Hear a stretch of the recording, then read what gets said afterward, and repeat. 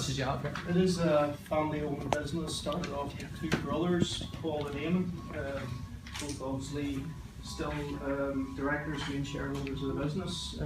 It's grown from a small company in Margaretfeld to a medium company, large to medium company, pushing out about 800 kitchens a week. So it started off a few kitchens, and then it's grown, and it's had to become a scalable business. We've moved premises from Margaretfeld. We're now on our third extension over the last 3 years. So we're bucking the trend slightly within our industry, growing 20% year on year. So 5 years ago we were about £8.5 million company, now we're a £22.5 million company.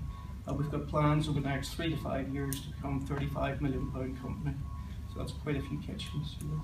So 130 employees, and we like to sponsor the local community and give something back as well. Okay. Paul was saying earlier, your skill is sales, or is your skills trade, manufacturing, craftsmanship? Or? It's more distribution, actually, understand the distribution market, and a bit of manufacturing as well. So a bit of both manufacturing and distribution. And spraying kitchen components is what we really do. Well, thanks for the invitation. It's good it's good to be outside the city, see some really progressive businesses. Hopefully we can be of help in the time ahead. Tell us, just before we ask Stephen, how would Brexit affect us? Brexit affects us dramatically, actually. Most of the product we buy is an Italian supply chain. Being an Italian supply chain, we're buying everything in euros. The fluctuation within the exchange rates is a mega problem for ourselves. The day after Brexit, actually, it cost us about £400,000 in exchange rate fluctuations just the day after, which is difficult when you're trying to manage a business and expand the business as well. And it is, you know, when you get that mentality, you think, will we invest or will we not invest? Will we consolidate? We made the decision to move forward with our growth plans, but we still think that's a risk.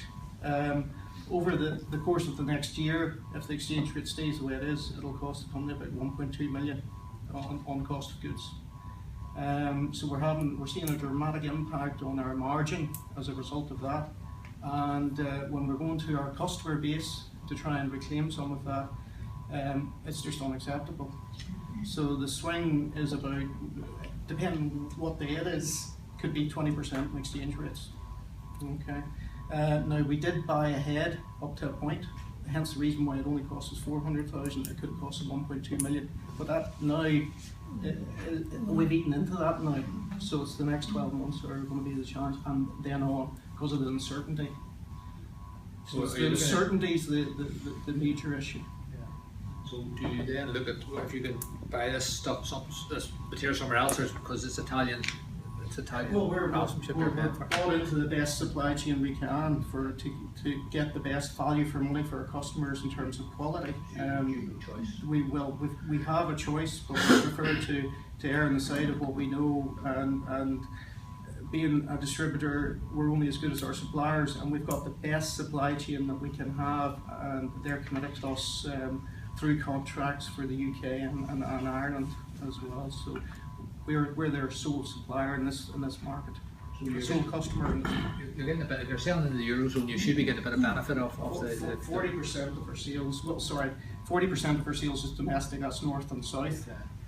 Probably around about 18% of our sales in euro. So we have offset some of that currency fluctuation, but only 18% of it. The other thing that we're planning to do is put another salesperson in Ireland to try and grow sales of that market as well, to get more euro back again to offset. You're absolutely right. So currency fluctuations may come and go. This one may only last 15 years, say. But if you get through that, what about tariffs? Well, there's all sorts of the labour who works here. But we try and employ through the local community, but we do have some foreign nationals who make a sterling job for us, do a sterling job for us. They've been here for a number of years, so hopefully the fact that they've been here for a number of years will mean that they're not, they can still live and be employed in the local community. It is quite hard to get labour.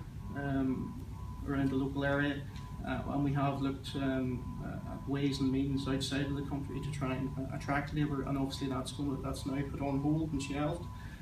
We really don't know what the future is between tariffs, and we need more clarity on, because obviously we need to have a business strategy in place to negate whatever the effects of the tariffs are going to be.